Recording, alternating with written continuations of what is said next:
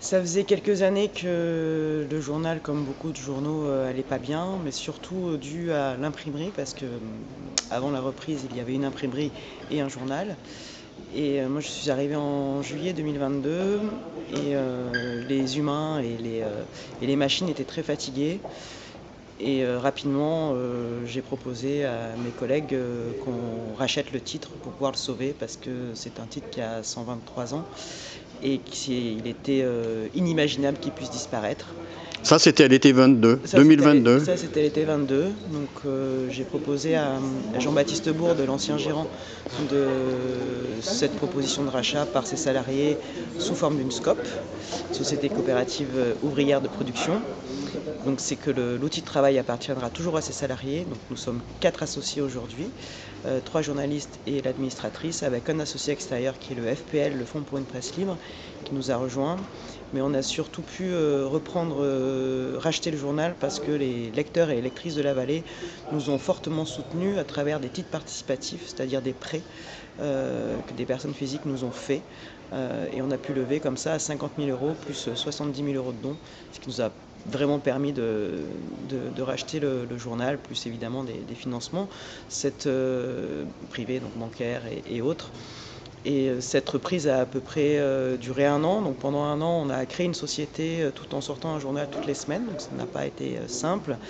Et on a pu le faire grâce à l'Union régionale des SCOP qui nous a accompagnés sur toute la création du modèle économique et aussi dans la recherche de financement extérieur, donc bancaire et autres. Et on a pu racheter à la barre du tribunal parce que le journal, pour qu'on puisse racheter uniquement le journal, on a dû passer, Jean-Baptiste a dû passer par une mise sous la protection du tribunal. Donc on a racheté à la barre du tribunal de commerce de Romans officiellement le 15 juin 2023 pour une reprise de publication le 13 juillet 2023. Il n'y a pas eu de rupture en tant que telle avec la famille Bourde qui est qui était à la tête de ce journal depuis plusieurs dizaines d'années. La famille Jean-Baptiste Bourde, c'était la cinquième personne de la famille à avoir la direction du journal. Non, parce que Jean-Baptiste est resté avec nous, il va rester avec nous jusqu'au 31 décembre. Donc pendant 6 mois, il aura été salarié de la nouvelle entreprise après avoir été gérant de l'entreprise. Vous parlez de l'accompagnement par l'Union régionale des SCOP, vous parlez aussi de cette fidélité de Jean-Baptiste Bourde. Les lecteurs, les habitants ici du Crétois sont restés fidèles ? Ils sont restés fidèles et on a recruté de nouveaux fidèles. Ça a permis aussi d'ouvrir un peu plus le lectorat. Toute cette histoire de reprise en scope, de travail avec les gens de la vallée, nous ont apporté de nouveaux lecteurs, oui.